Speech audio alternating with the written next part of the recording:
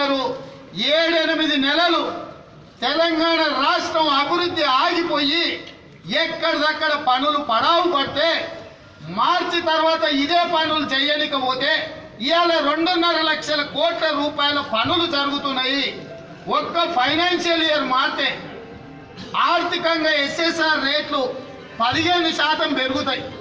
అంటే ఈ 2.5 లక్షల కోట్ల మీద 8 నెలలు పనులు ఆగిపోతే తెలంగాణ ప్రజల మీద మళ్ళొక్క 40,000 కోట్ల రూపాయలు పరోక్షంగా పన్నుల భారం పడుతుంది.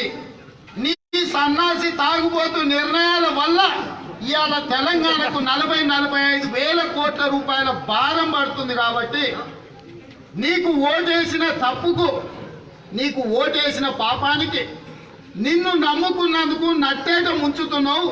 నీకు ఇది న్యాయమా అని ప్రజల పక్షాన ప్రతిపక్ష పార్టీగా మేము అడిగితే కాంగ్రెస్ పార్టీ చూసినవా ఎన్నికలకు భయపడుతుందని తండ్రి కొడుకులు మాట్లాడతారు. ఇవాళ వెనకడికి ఎవడానంటే ఒక ముసలాయన పిల్లగాడు ఇద్దరు పెళ్లికి పోయినరు. భోజనాలు అనగానే మేము ఇద్దరం ఉన్నాం, మాకు 2 తలలు కావాలి, చికెన్ మటన్ కావాలి, తలకాయ కూర కావాలన్నారట. నిండా తిన్నారు. తిన్న తర్వాత కట్నాలు అని పిలిస్తే ఆయన ముసలోడు, నేను పిల్లగాని మా దగ్గర ఇవాళ ఈ తండ్రి కొడుకుల కథ గట్లుంది.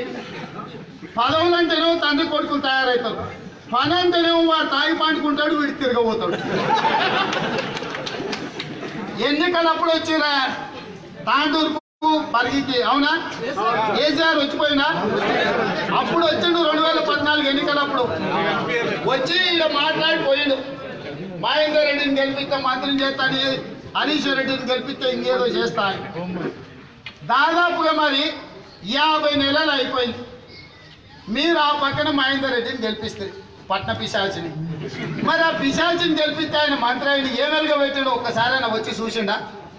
50 నెలలల్లా మనం ఎట్లున్నామని, మన కష్టాలు తీరినాయా లేదా అని, లేకపోతే మన పిల్లలు చదువుకుంటున్నారా లేదా అని, లేదా మన దళితులకు 3 ఎకరాల భూమి ఇచ్చిండ్రా లేదా అని, మన పేదలకు డబుల్ బెడ్రూమ్ ఇండ్లు ఇచ్చిండ్రా లేదా అని, చదువుకుంటున్న పిల్లలకు ఫీజు రియంబర్స్మెంట్ వచ్చిందా రాలేదా అని, లేదా ఇంటికో ఉద్యోగం ఇస్తా అన్నాడు, కనీసం ఊరికో ఉద్యోగం వచ్చిందా లేదా అని, రైతులకు రుణమాఫీ జరిగి బ్యాంకులలో ఉన్న పాస్ పుస్తకాలు మన ఇంటికి వచ్చినాయా లేవా అని, మైనారిటీ సోదరులకు 12% రిజర్వేషన్లు ఇచ్చిండ్రా లేదా అని, చివరికి ఓటేసినోడు బతుకున్నాడా సచ్చిందా అని అన్న చూడడానికి వచ్చిందా?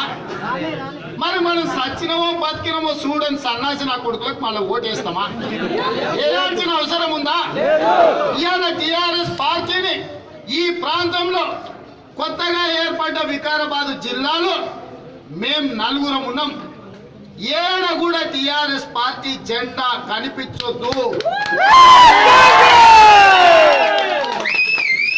దిమ్మెలు కూలాలి, టిఆర్ఎస్ పార్టీ దిమ్మెలు కూలాలి, గజ్జల మీద ఉన్నోడు దిగాలి.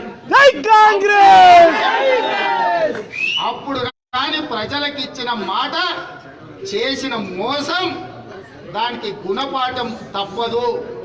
అదే విధంగా ఇవాళ కేసీఆర్ చెప్తున్నాడు, చెప్పినవే కాదు చెప్పని కూడా చేసినా అని. మేము కూడా గదే అంటున్నాం. పాత్రికేయ మిత్రులారా, 14 ఏళ్లలో కేసీఆర్ చెప్పింది ఏం చేయలే ఉద్యమం సందర్భంగా కానీ, ఈ 4 ఏళ్ళు ముఖ్యమంత్రిగా కానీ చెప్పనివే చేసిండు. చెప్పినవేమో నీళ్లు నిధులు నియామకాలు అన్నాడు, అవునా? నీళ్లు రాలే. ఏంటండి వీడియో నచ్చిందా? అయితే ఓ లైక్ వేసుకోండి, లేదంటే ఓ కామెంట్ చేయండి. ఎప్పటికప్పుడు మా వీడియోస్ చూడాలంటే సబ్స్క్రైబ్ చేసుకోండి.